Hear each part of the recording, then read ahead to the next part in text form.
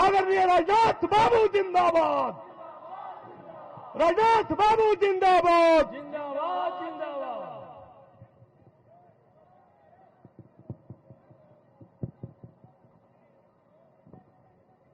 एक बार बोलिए आप सभी लोग बुलंद आवाज से बोलिए, भारत माता की, भारत माता की। बहुत बहुत धन्यवाद। इस गुरुआ विधानसभा क्षेत्र के प्रत्याशी श्री उपेंद्र प्रसाद जी दांगी, मनीष कुमार सिंह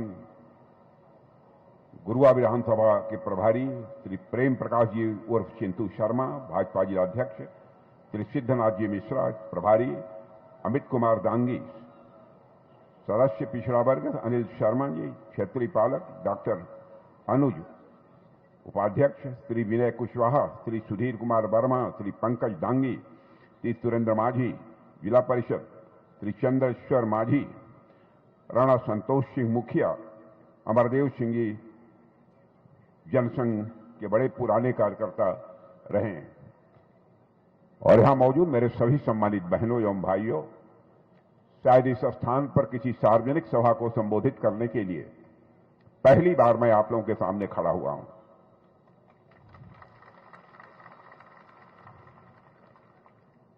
और आप लोगों ने पहली बार आने के बावजूद बहुत ही गर्मजोशी के साथ स्वागत किया है, फूलों की हार पहनाकर अन्य तरह तरह से आपने स्वागत किया है। लेकिन भारत की परंपरा है और शिष्टाचार का तकाजा भी है, स्वागत अभिनंदन और सलाम दुआ कभी एक तरफा नहीं होना चाहिए।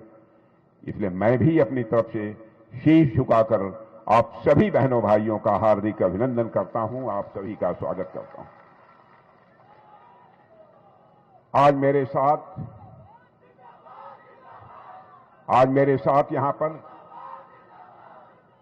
बिहार के पूर्व मुख्यमंत्री जीतन राम जी मांझी भी आने वाले थे, लेकिन कुछ ऐसी परिस्थितियां बनी कि चाहते हुए भी उनका यहां पर आना संभव नहीं हो पाया।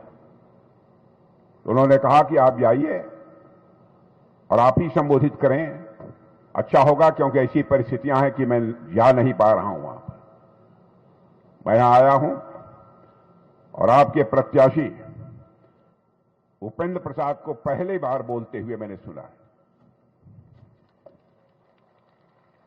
और मैं विश्वास के साथ कह सकता हूं कि आपके उपेंद्र प्रसाद दांगी सुनकर यहां से पहुंचेंगे तो आपके क्षेत्र की समस्याओं को प्रभावी तरीके से बिहार विधानसभा में आवाज देने का काम करेंगे।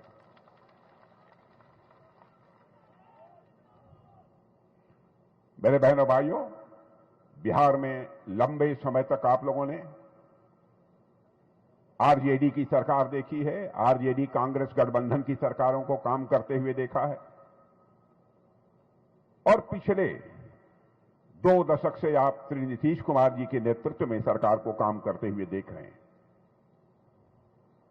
मैं समझता हूं सामान्य व्यक्ति भी सहज रूप से इसका अनुमान लगा सकता है दोनों सरकारों में अंतर क्या है। आज यदि आप बिहार के बाहर जाते हैं तो आप कहते हैं आइए ना एनडीए के बिहार में, हमारा विकसित बिहार में। पहले नहीं कहते थे, आज कहते हैं कि आइए ना हमारे एनडीए के बिहार में, हमारा विकसित बिहार में। और बहनों भाइयों, पहले क्या हालत थे, आरजेडी और कांग्रेस के लोग कहते थे आइए ना हमारा बिहार में, ठोक देंगे कपार में। हालात ऐसे थे, जंगल राज, जंगल राज।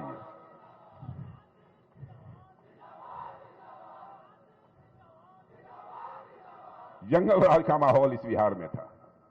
और बहनों भाइयों, मैं कहना चाहता हूं आरजेडी और कांग्रेस ने पूरे हिंदुस्तान ही नहीं, दुनिया के देशों में भी इस बिहार को बदनाम किया। लेकिन आज बिहार के प्रति मैं तो दुनिया के दूसरे देशों में जाता रहता हूं, लोगों का सम्मान बढ़ा है। वो जो भारतीय रहते हैं उनकी सार्वजनिक सभाओं को भी वहां संबोधित करता हूं।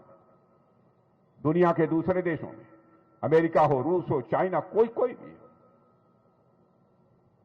लेकिन आज मैं देखता हूं बिहार के प्रति लोगों की धारणा बदली हुई है। क्या तमाशा बना रखा था इन लोगों ने, और आज आपसे वोट मांगते हैं, सरकार बनाने का दावा करते हैं। एक कांग्रेस के नेता हैं राहुल जी, जाति जनगणना की बात करते हैं, जाति जनगणना होनी चाहिए, इस पर किसी को कोई आपत्ति नहीं है,